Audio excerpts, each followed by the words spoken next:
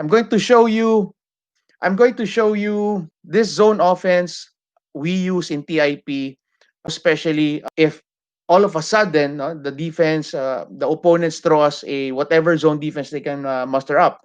But the key here is just to for your players to know exactly what to do when they do see the zone defense. So I'm going to show you the play, let it run without much fanfare, and let's begin. So the flip offense is just really the name of the play just connotes what the movement, the first movement will be, and it would be a flip. A flip, no? Sa Tagalog, binaliktad, no? Binaliktad. What we're going to do is we're going to flip switches, no, on the weak side, meaning our big man underneath, it's a three out, two in formation. So the guy at the opposite post will just go to the wing, and our wing player will go down to the corner. So we just really flipped the weak side, no? Binaliktad lang namin the big going up and the small going down. And that's the flip already. But the ball, that's the weak side action. As the defense is preoccupied sa ball side, we're already flipping the weak side. And on the wing entry, so we have this at the ball here, and we have this threat at the post, while we see the weak side again flipping positions. And then the defense now is being set up for our offense, the flip. So the next movement would be just to throw the ball back to the middle. And as we throw the ball back to the middle, you can see that the ball side big, the original ball side big, follows the ball to the middle already.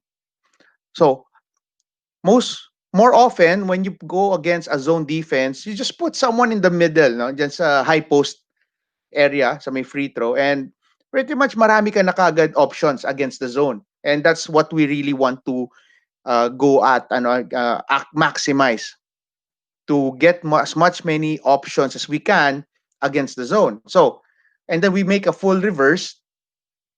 We make a full reverse. The key is to get the ball to the corner. Okay. The key is to get the ball to the corner. I'll tell you why later. So get the ball to the corner. Now that you get the ball to the corner, the big man, okay, our 5 or our 4, who is at the wing, who passed the ball to the corner, dives all the way to the middle defender. Whoever that middle defender is, he's going to go down and seal, post up, now asking for the ball from the corner. And this is the setup. That is not actually the option. The option really is for the other big man who's at the elbow or at the high post, who's going to dive all the way down to the short corner. Now, what it does is, well, first, you have to, before we go to the inside action, as that 4 guy cuts to as the 5 guy, this guy comes from the wing, goes all the way here, this one has to replace him. Okay, so you have to replace him. Now, you can see here, 4 dives all the way to the short corner, created this open space here, created by this 5 guy posting up. Okay, if you can see, you want to see this line actually cut across, no? Para kang may barbecue, no? Tinog sa stick tong tatlong players, corner, short corner, and post guy, no? If you can put a straight line across these 3 guys, no, like a barbecue stick, then you have your perfect alignment. And I'll show you why in a while. So we continue on. So that's the option right there. Okay, I'm just going to show you. This is what we're really looking for. I'm not much of a ball rotation guy, no? Kung may libre na, why not? No? Tira mo na kung libre ka, papaikot mo pa ba 'yon? Mamaagaw pa. So, this is the first scoring opportunity that we're looking at, really. The diver going to the short corner. And if you get that ball there, we're assuming that our players, we've developed our players good enough to take those shots sa short corner, high percentage shots, no? So that's the first thing we want to look at. Now, if ever we don't get any scoring opportunities there, tuloy ang ligaya, tuloy ang bola, no? Tuloy ang ikot ng bola. And hi guys, So to all those listening right now, watching, no, nagko-comment, I can see. Just put in your comments, your questions. Don't forget to put that big fat Q on your question so that later on, as I scroll it, I can accommodate your question. So tuloy tayo. Okay, so we pass the ball from the corner, no options. We just pass the ball back up to the wing, no? We put that ball up to the wing. If there are no options dito sa barbecue stick natin, okay, up. If there is no option or we can't pass the ball to the four guy at this point, no, we can pass the ball back here, no? So that's the option. Now, remember this barbecue stick. Okay, remember this barbecue stick. When you have this alignment, okay, if you have this alignment, this perfect alignment for the flip, that is also a signal for the inside guy. Who is the inside guy? This guy. Okay? If the inside guy sees this alignment already, na nakatuhog na, now one line, one straight line, ball at the corner, dive guy, and then himself sa inside, if he sees that that there's a perfect alignment already, that is a clear signal for the five or for the inside guy, a clear signal for the inside guy to flash already to the elbow area. Okay? And you'll see that in a while. So tumuhog na and everything.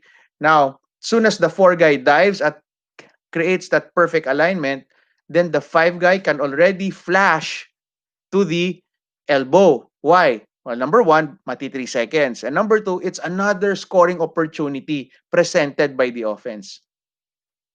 And as the corner swings the ball to the wing, no, for a reversal, I want you to focus on two, on these two spots. Now, it's the wing spot and our high elbow. Remember that from the last episode, no? How to diagram. So learning your spots very important, and then for your players to understand it well.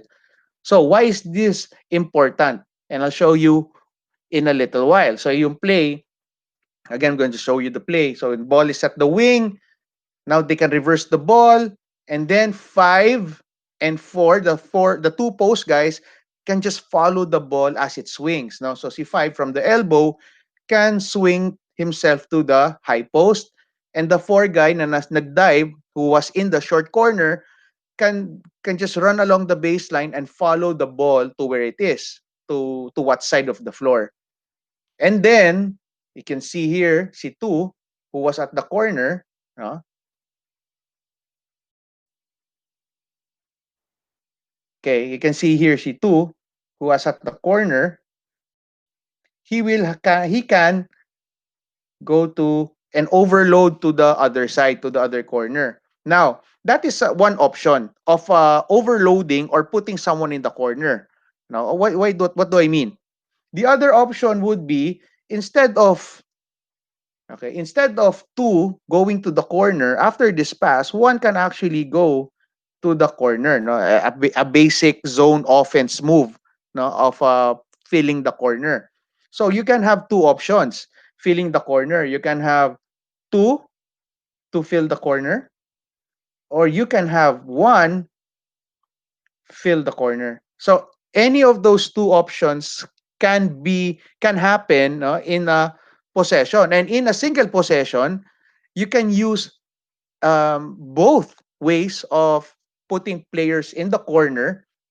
Maybe on one reversal, iba nag-corner. On the second reversal, baka ibang paraan ng pag-put ng tao sa corner. It doesn't matter as long as there is clear communication between the players, hindi nagkakalituhan, and tama yung timing. So on this reversal, we're just going to overload and put all 4 guys on one side. Na parang ganon. Imagine there's an imaginary line from ring to ring. Okay. So if you can see here on the reversal, you have 1, 2, 3, 3, 4 on one side. And that is what we want to happen on every reversal against the zone defense, putting 4 guys on the ball side or on the side where the ball is. So continue on.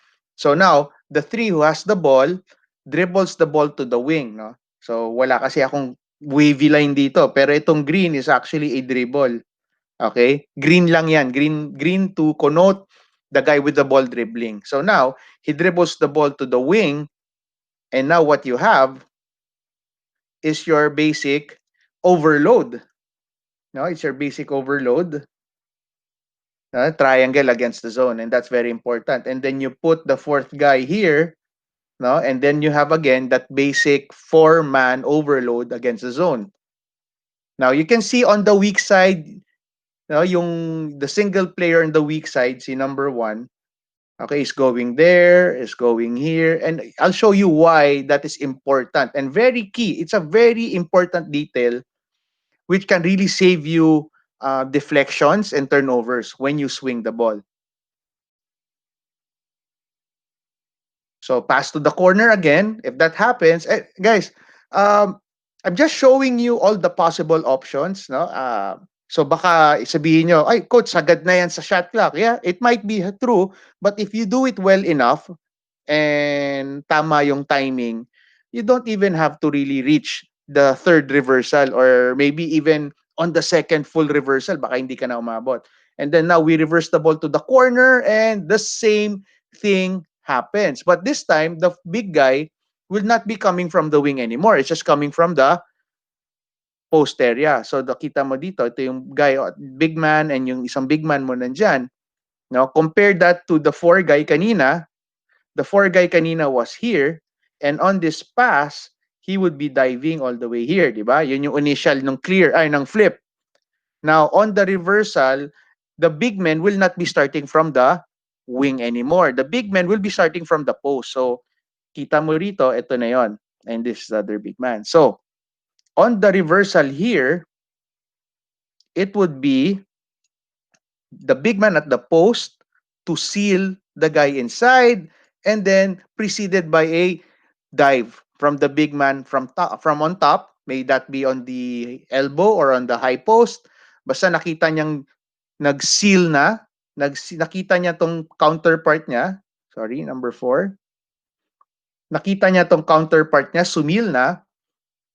That's a good sign for number 5 here to dive already. And again, try to achieve yung tuhog. And let's see here. So once nakita mong may tuhog na, that's the sign for 4 na he has to go to the high post. Why is that important? Aside from, again, not getting that 3-second turnover, 3-second infraction, wala na ring silbi si 4 doon because natakpan na siya. If you can see, natakpan na siya ni 5. So there's no point for him staying and asking for the ball anymore. And that is why he has to go and be a scoring threat. And there's the scoring threat. Now you can see you have 1, 2, 3, 4 against the zone defenders. If you put in a zone defender, malamang, okay, if you put in a zone defenders, baka ganyan ang itsura niyan, no? Laki lang, no? giant defenders, no? But you have 4 guys, 1, 2, up. You have 4 guys, 1, 2, 3, 4, playing against 3 defenders, 1, 2, and 3. So that is why we want to overload against the zone. Just keep piling up your questions. And on the reversal, if you can see on the reversal, ang nangyari lang naman, on the reversal, the guy underneath follows the ball towards where the ball was swung. So from one side to the other, 5 follows that sa ilalim. So he runs the baseline. While the big man on top, which is 4, will just follow the swing of the ball, but he goes on top naman.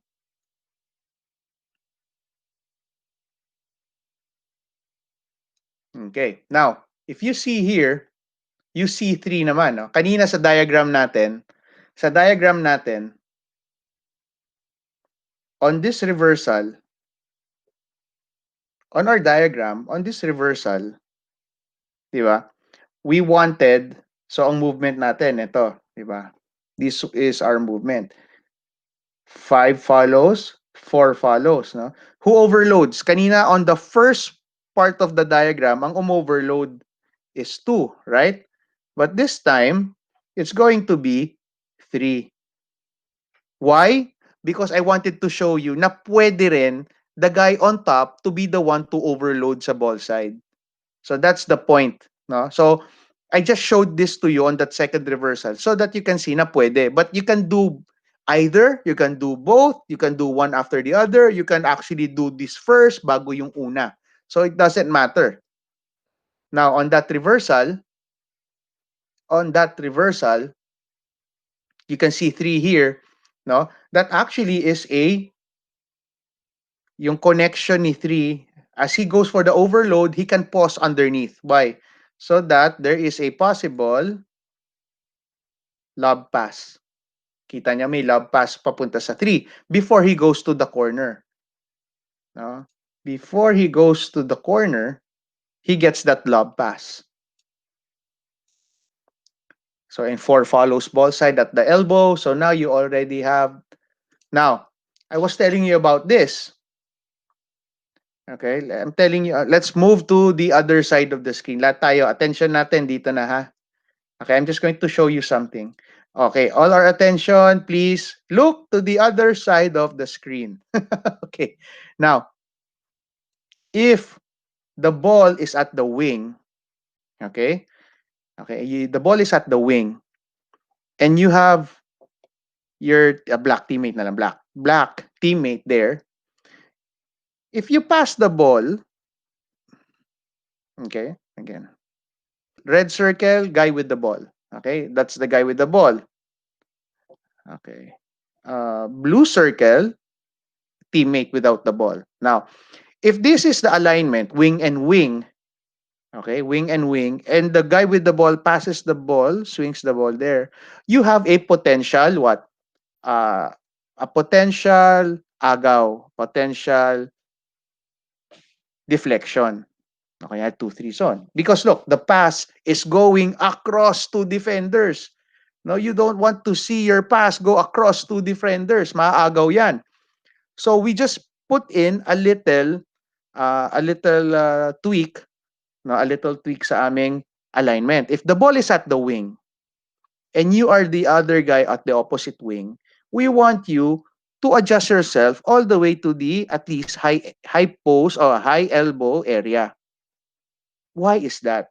Because now, if you can see, the pass that you're gonna make, the pass that the red guy is gonna make, is not going to go across any defenders. Thus, the minimizing the chance of turnovers, minimizing the chances of what deflections, and that is important for us. So, if the ball is at the wing, if the ball is at the wing, we want what we want is our receiver to be somewhere in the not exactly, but somewhere here, no, sa high post, high elbow area.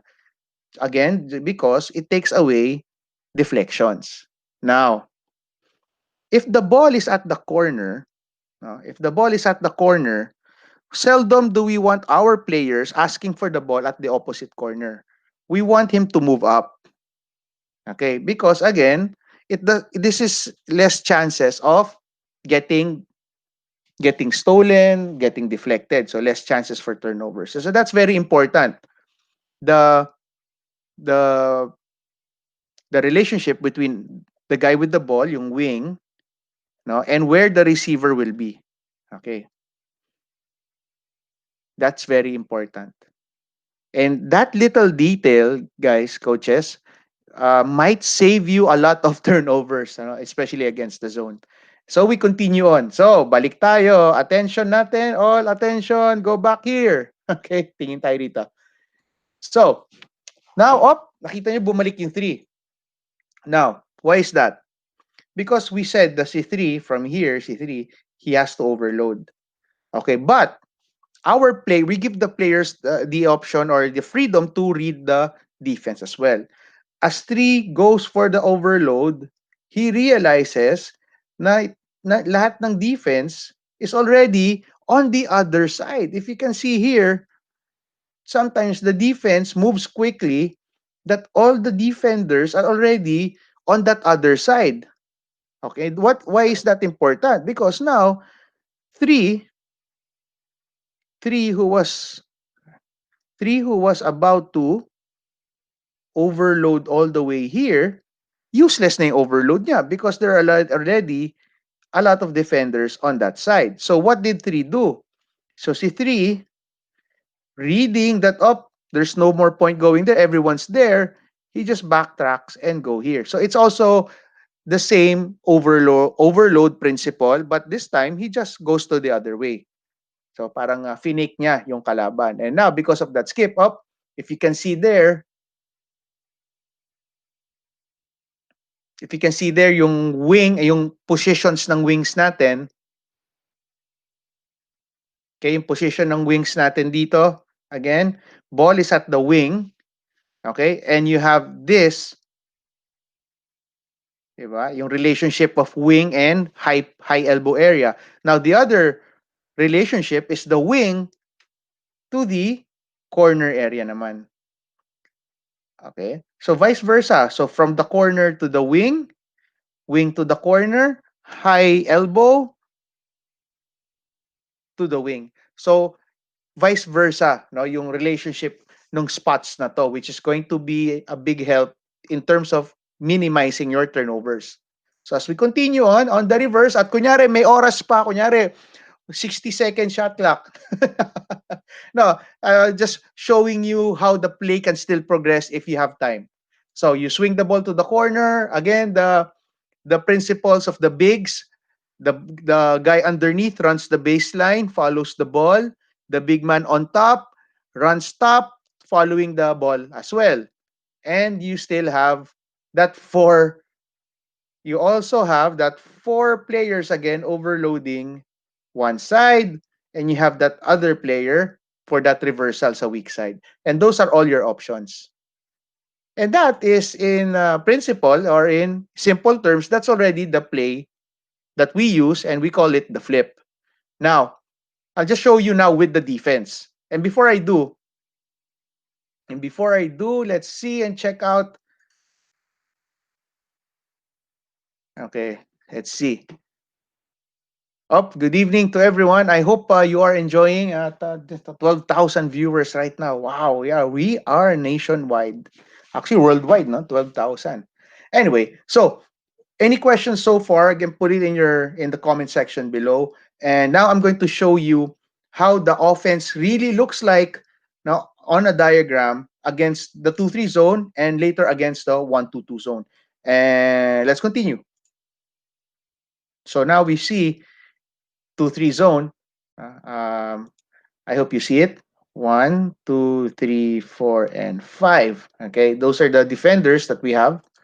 And we pass the ball to the left side sa wing entry natin. Now the zone also slides with the ball, no? And they adjust accordingly to the pass. Now you can see here, really nothing happening yet, no? Because everything's still been covered on that first pass. But now we're gonna set up. Ito na yung flip. Okay, this is the flip part of the offense. If you can see, nag-interchange na sila. And now the play begins. Now, of course, the pass, we know that the pass will be going here before going there, no? First pass, second pass.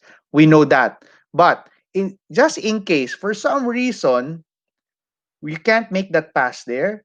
We can't make that pass there for some reason, most probably because this guy is open. So we can make that pass here.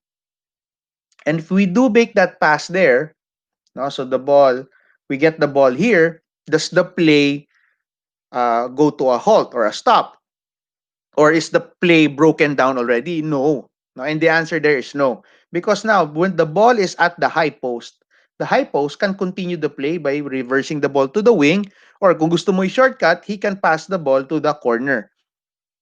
And that's also possible, no? And that's the beauty. You don't have to rely on one player in one position to make sure that the play continues on, no? It's not really quickly a broken play kapag hindi mo nabigay dun sa first option. There are still options leading to the completion of the play. So enough of me. Okay, now reverse natin yung bola. Now, as you can see here, the defense, would be sliding again, and now the ball is here.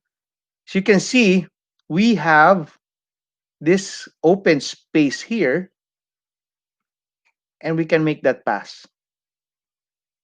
Okay, we can make that pass. If this pass is unavailable, okay, we can make that pass inside. And that makes it easier for us to score.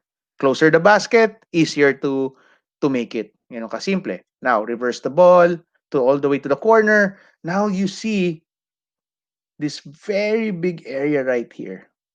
Okay? This very big area right there, that's already prime lot, no, para sa mga players natin who will make their cuts. And here's the first cut. Remember, the first cut is this big man on the wing. It's gonna get this guy and seal that in. Because if that five guy seals the inside defender, therefore, this whole area is open for the diver. Okay, and that results in good basket or great baskets for us. And you can see here the dive of the five guy, preoccupying that inside defender, and that is the perfect time again for four to get into their spots. Four there, five here, two there. Now, sabi natin again.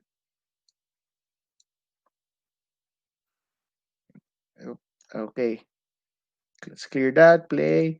Okay, again, we showed you na pag nangyari tong alignment na to, when you see this alignment, okay, at that barbecue stick alignment, that is a great the perfect signal for the inside guy to get out there and go to the high elbow, to the elbow spot, so that he can be also a scoring opportunity.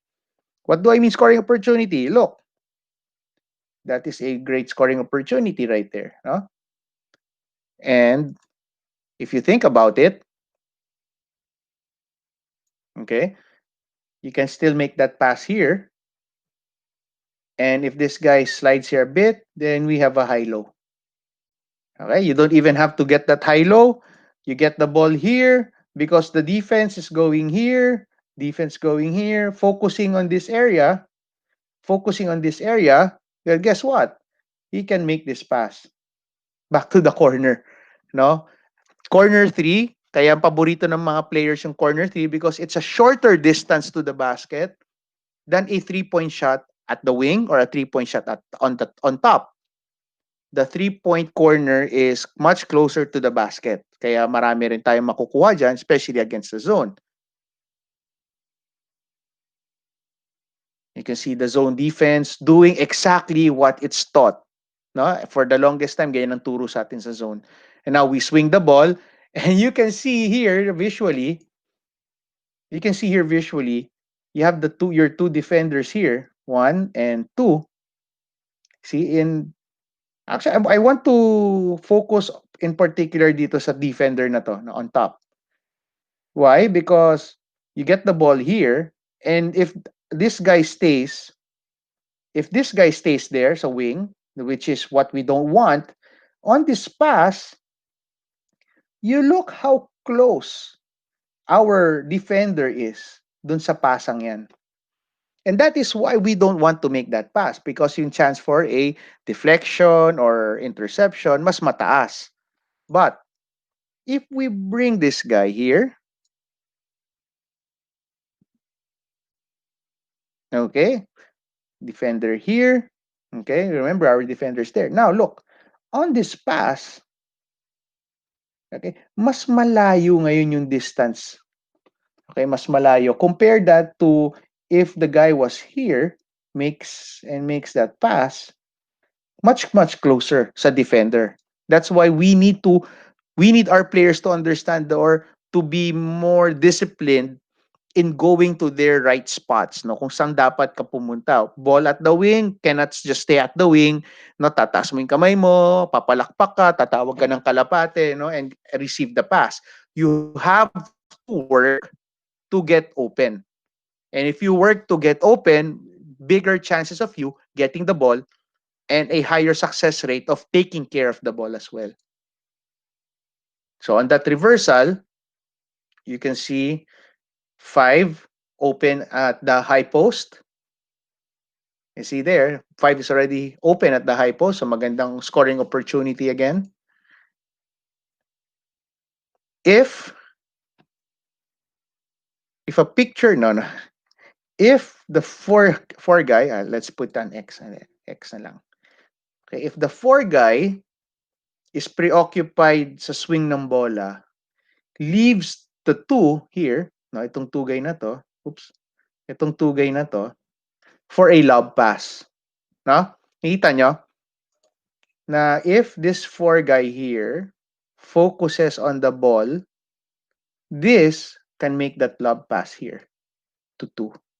No, and if your wings are tall or very athletic, then that can be a great option for you before you completely reverse the ball.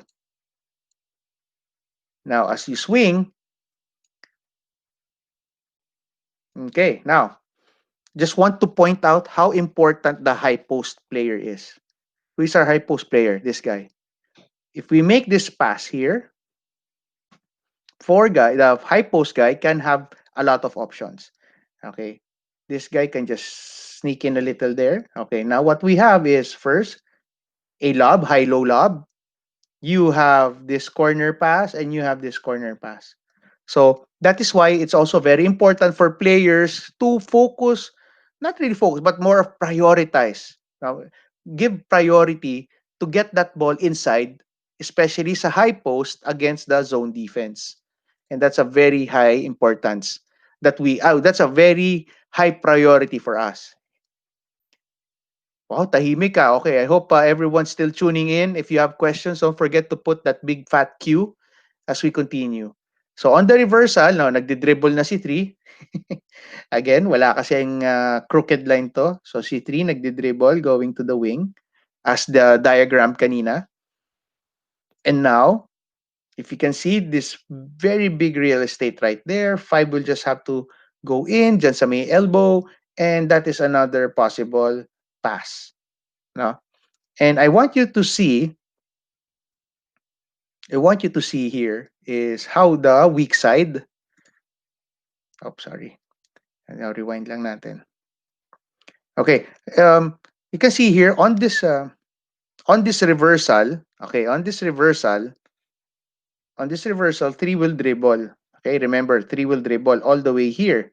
And since weak side player is at the wing area, or somewhere in that area, this is not a good relationship in terms of spots, no, between the two wing players. So as three dribbles here, one can have the option of going to the corner for that wing to corner relationship.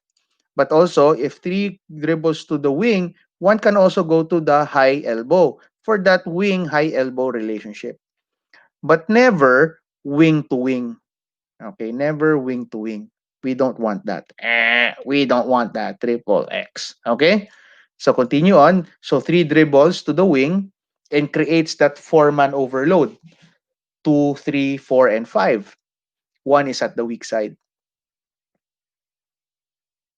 Okay, and now we get the ball to 3 and we go back to that barbecue stick analogy. 4 seals the middle defender. High guy goes and dives inside, and we have that line, that almost that barbecue stick line. Okay, and with that, this guy goes there on top. You can see there's a lot of options. Now, we decide to swing the ball to the weak side. Daming kulay. Tagisin natin yan mamaya. But you can see here, 5 guy is going to go here. Okay, 5 guy is going to go here. No one is getting this area because on the swing, this guy, okay, on the swing, this guy and this guy are focused on the guy with the ball. You can see this is a prone area. That's why it's very important to also maximize the short corner against the zone. No, the short corner against the zone defense. That's very important. So one teaching point for you coaches out there to drill into your player's head to maximize the short corners. And again, the lob for the three sa weak side, the lob. Kita mo yung lob. Okay? And now, if you can see here, you have 1, 2, 3, 4, and 5.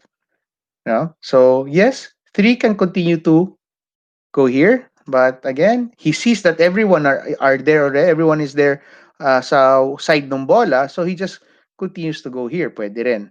Open din siya dyan. And that's what he does. Oh, nakita niya marami na doon. Dito na lang tayo. Bakit ako magpipilito sa masikip? And you can see how open that is. And we just go back to what we did a while ago. Follow baseline, follow high, and then the reversal. Okay, now, the same thing, same thing goes to against the 1-2-2 zone. And I'm going to finish up with the 1-2-2 zone. Now, 1-2-2 zone, you can see the same movement on offense just against a different zone defense. Maybe just a little tweak there, here and there, but pretty much just the same movement. Makikita mo na mas maganda pa nga sa 1-2-2, mas kawawa ang 1-2-2 dito sa flip because now you can see was wide open ngayon. Now there's a bigger real estate now for the dive man to play around with. Boom, yan, laki, mas malaki yan. And again, against a 1-2-2 naman, make sure to maximize also the insides. Okay, yung area yan. Because this area of a 1-2-2 zone is very susceptible, very open yan, wide open yan. Just like the short corner, no, yung inside pretty much a gimme already for offense pag against the zone defense. You can see it's almost the same movement. Actually, the real same movement.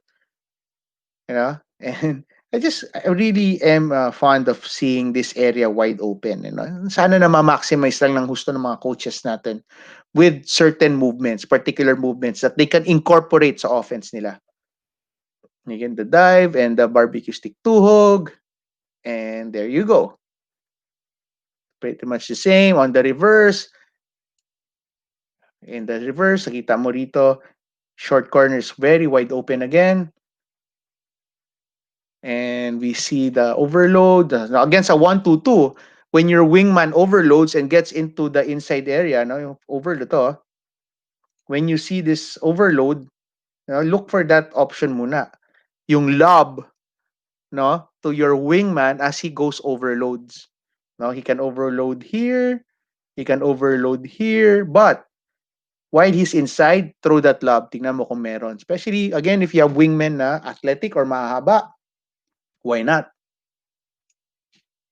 So, the relationship between the wing and high elbow and wing and corner, very important. Now, you don't have to tell your players to always swing this here, right? You don't need to swing it here. You don't have to swing it all the time there. That is the purpose of the high elbow. You can make this pass first before you swing it to the elbow. You can add one more adjustment. No, on this first pass, tell your wingman dito sa high elbow to penetrate. Now this defense, they have to focus on you. Thus, more open sa 3. Ito, galaw dyan. So may pasa ka rin dyan, may pasa ka rin dyan. Try to imagine, pag drive mo rito, this guy is open, this guy is open. You can make that pass there, you can make that pass there, you can make that pass here. So, ang dami mong options. Just make sure your players understand what's happening so that they know, what they can do with it, in that situation. So, it's very helpful, no? Kanina pinag-usapan lang namin nung isang kaibigan ko na yung angles, when you use the coaching board, when you diagram, kaya napakaganda lang ng basic diagram na to. It's a bird's eye view because only on a bird's eye view can you really see no, options. You can really see the big picture pag nasa taas ka, bird's eye view. So that's very important. Very important to note.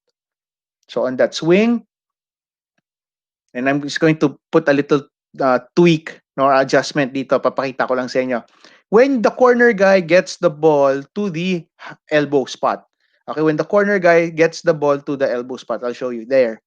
Okay, now, you can see that this, of course, when you get that ball sa elbow, you're gonna suck in. No? Yung elbow guy will suck in all the defense. And you can see here, you can see here, the defenders, 1, 2, 3, and 4 will eventually collapse and focus their sights here.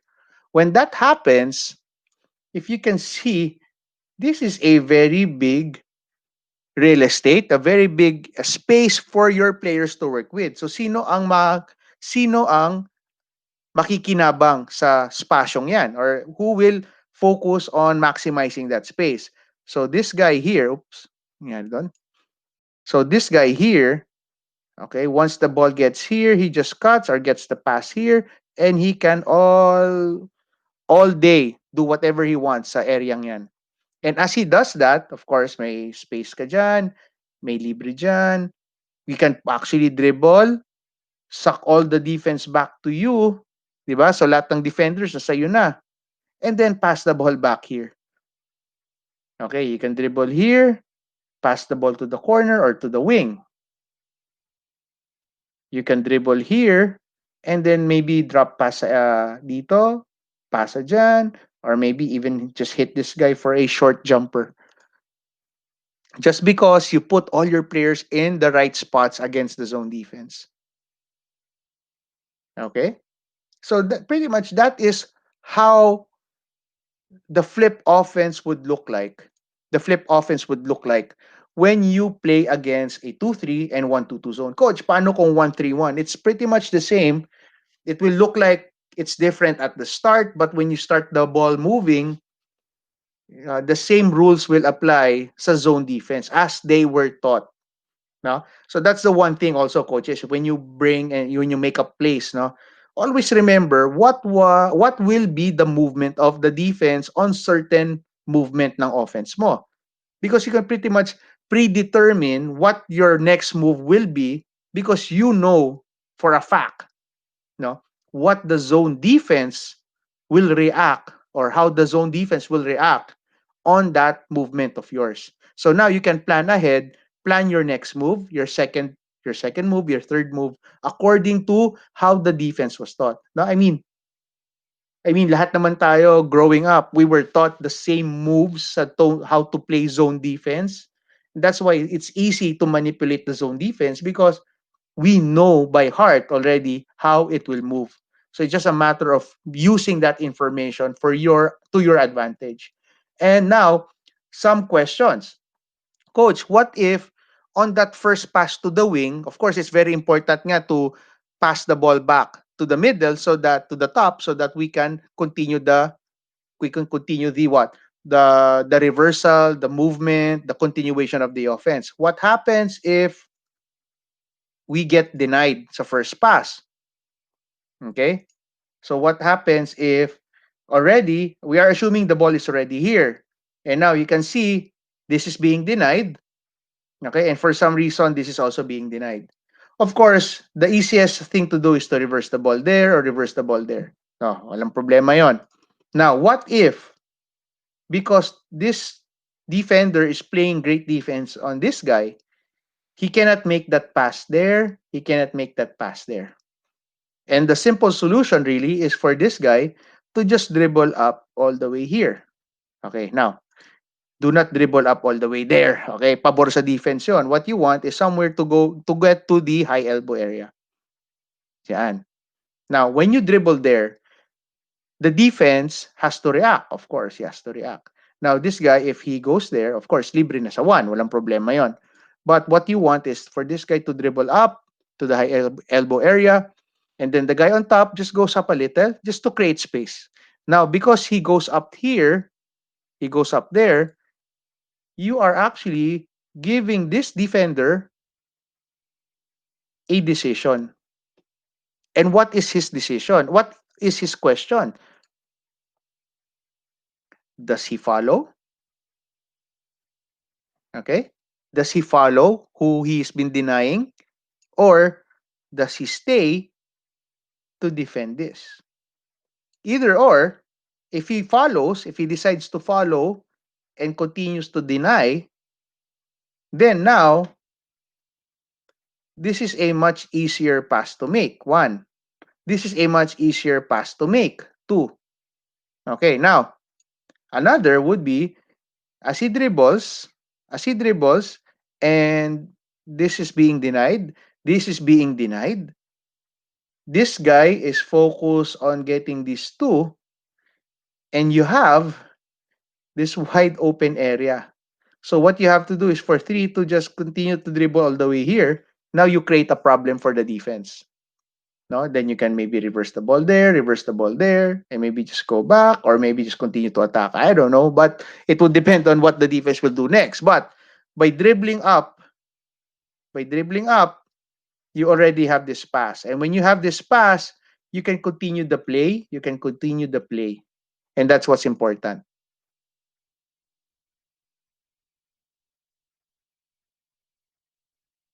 If we get denied on top, we get denied sa high post, just dribble up a little bit, and that would open up. Okay? Or drive. Kita niyo yung area yan? Kita niyo yung area to.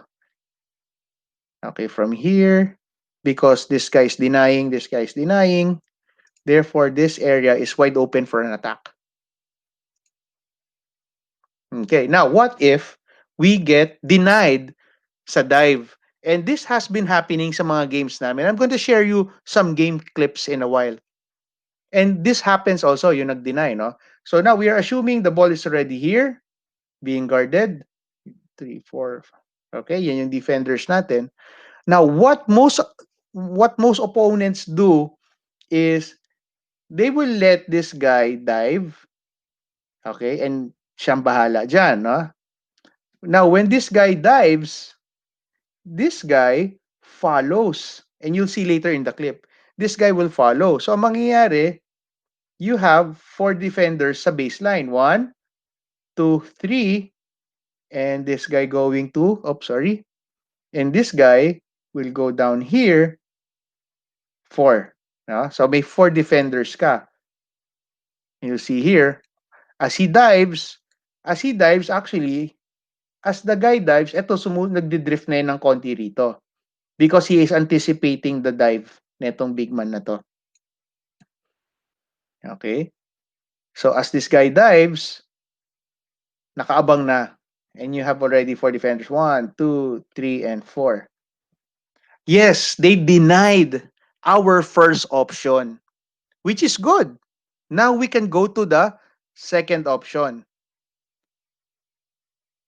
And our second option is just to move the ball to the top. Okay, just get the ball to the wing on the reverse. Okay, now on the reverse, if he's a shooter, then good. Diba? Then good. And if he's not a shooter, he can actually penetrate. This one can circle movement, and we have this. Of course, you have the 3-point shot. Okay, now another way of maxi or going against a denial sa dive. Another way of countering the denial of the diver is to continue to dive. What do I mean? And this is very important. Timing. Okay, timing. I want you to focus here. Now, na-deny yung 4 natin ng wing nila. Now, yes, what is the initial reaction when they get this denied? The initial reaction is for the defender to be happy because he's done his job. Okay, now, normally, before, 4 will just stop here. Okay, hihinto lang din yung 4 dyan. When 4 stops there because he's being denied, then the defense was successful. What I tell my players is when they get denied, try to continue their cut all the way to the baseline area. Okay, why? Because by nature, this guy is a small guy, defender. So he has no business actually going here because he also has to focus on this guy filling the wing area. Yan ang decision niya, habulin niya yan eh, di ba? So there is a point here. There is a point here on this denial where the defender will stop denying. Okay? The guy denying the dive in at a certain point, he will stop denying and has to drift going up to cover this open space.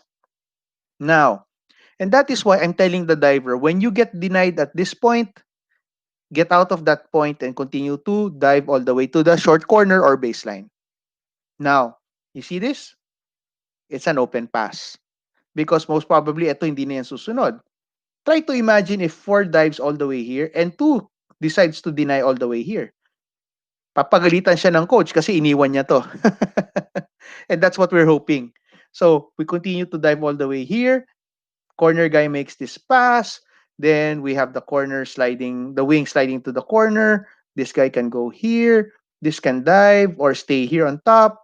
Why? Because when this 4 guy gets the ball, this will be attracted. And therefore, he can pass the ball here sa high for a maybe a floater or a jump hook, maybe even a lob dunk, kung meron kang ganung player. But eventually, things will open up because you continued to move. Okay, so enough of that. So we filled the wing and we showed you already one option. Another option would be as this guy goes up, kasi natuhog na, he goes up to the elbow, he makes that pass.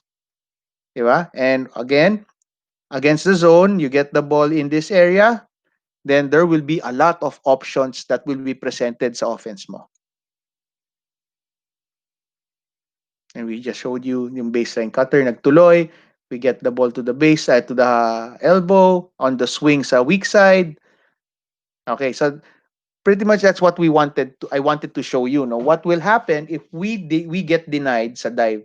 Doesn't mean it's the end of the world.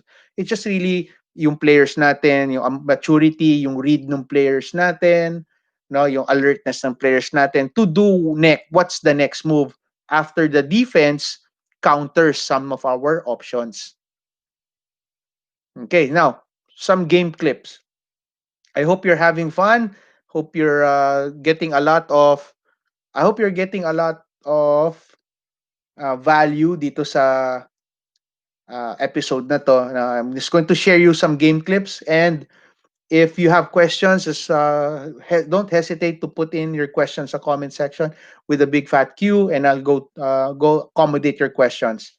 Okay, so we go to the game clips. This is a few game clips lang to show you the points that I was uh, sharing, and also like you to show you actual game clips of the movement ng defenders natin. Defenders ng kalaban. So we'll go there. Defenders pala, yung kalaban. So, game clips. It's taken from our recent PBA D-League games, yung TIP team. We're on the black. Now, nag-flip na tumawag na ng flip yung point guard natin. He made that wing entry pass. And you can see here, it's already our 5 guy. And not shown in the screen is our wing na nasa corner na, bababa na sa corner. And our high post. Umakyat na. Now, here on the onset, kita mo na kaagad na there is a big space here. Now, wherein itong guy natin na just came from the post to the high post is already open. So, from this 5 guy to the 4 guy, may connection pass ka na sa high post area or sa elbow area. Okay? Now, our player did not see that. Oh, see how open this middle is, no? Sayang talaga. Yan ang masarap pa abusuhin na pasa na spots. Now, as the ball is swung to the corner, now, kita mo yung big man natin dito. Already going after this big guy here. It's a 1-2-2 zone. No? Kita mo, it's a 1-2-2 zone. And you can see here, even without the seal, kita mo yung distance between this guy and this guy. You see that distance? That's a lot of space that you can work with. Now, what we hope for, the wing defender dives down with the big because he is already anticipating ito. Okay, but you can see our point guard here moves to the wing. You see how many defenders there are. If you can see the defenders, one, two, three, and four, and then the fifth defender. We have so much space to work with dito. Sa space na to. Yan. Gulo. We have so much space to work with here, here, here, all the way here. No, atin lahat yan. No? So, actually, the defense is playing right exactly no sa plano natin, sa trap o patibong na ginawa natin sa offense natin to. But our player sa corner still decides to make that pass a dive. No? He still decides to make that pass a dive. So we are already anticipating supposedly this guy to go out here. No, but you can see that there is still an advantage for us. Why? Because this is a 4 guy. This is still our big man being defended by a small man. Na guard lang nila, no? So it's our big against their small in the post area or somewhere underneath. So lamang pa rin tayo. Plus ito, no, na-miss lang nung player natin. That's already a quick shovel pass here for a jump hook. No, hindi lang napasa kagad. He went for a dribble attack. But you can see all the options. Now, ang gusto ko lang sanang we can improve on is the small man to be here so that this guy will not be a problem for any pass. By going here, the pass will not cross this guy, but will be crossing this guy. But this guy has a decision to make. Does he go down here? Therefore, open to. Does he go here? Therefore, open to or open to. Right? So we are putting the defense in a situation where they have to decide. They have to choose who to defend. And we are ready. If he defends one, we can pass to two. If he defends two, we can pass to one. And that is one clear sign of a good offense also. Turnover. So that's one. Here's another clip. Now flip again. And you can see the interchange. It's a subtle move. Like, parang hindi mo papansinin. And that's what we want. Hindi siya pansinin. Because I want the attention to be here. And you can see the attention is already here. But then on the reverse, that's where the magic happens. Ika nga. Again, they're still on that 1-2-2 zone. You can see there, oh, it's an open shot, no? Lalo pag nakashoot nila. But it also opens up a lot of other opportunities for us.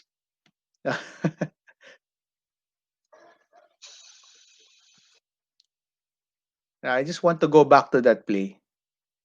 Okay. Now, once the big man gets the ball there and he doesn't shoot, no, this big man here doesn't shoot the ball. So what he does, he can go for the pass here. This guy will just swing to that spot for that pass here. Now, if he decides to dribble sa baseline, well, guess what? Corner, 45-degree spot. This will go up a little. Then you still have your read and react options. Diba? Kita how spacing improved dramatically because of the read and react principles in this breakdown situation kung sakali. And we'll just continue on. Shot, offensive rebound. And you put all your big guys inside for a potential offensive rebound. And here's another clip of a flip. Subtle flip. Okay, now, I also want to show you, malayo siya, no? But it doesn't matter because on this reversal, yun lang naman ang gusto natin. And if this guy goes here and is open, he moves up a bit, I want him. I expect our players. Coaches, listen to this. If this guy flashes sa high post and is open, and this guy may be somewhere up here, I expect this guy to make that pass sa high post. Just for the defense to know na may butas sila. If you want to get your shooters open, you have to show the defense that we have our attacks inside. Diba? You attack inside, the outside gets open. You attack from the outside, diba?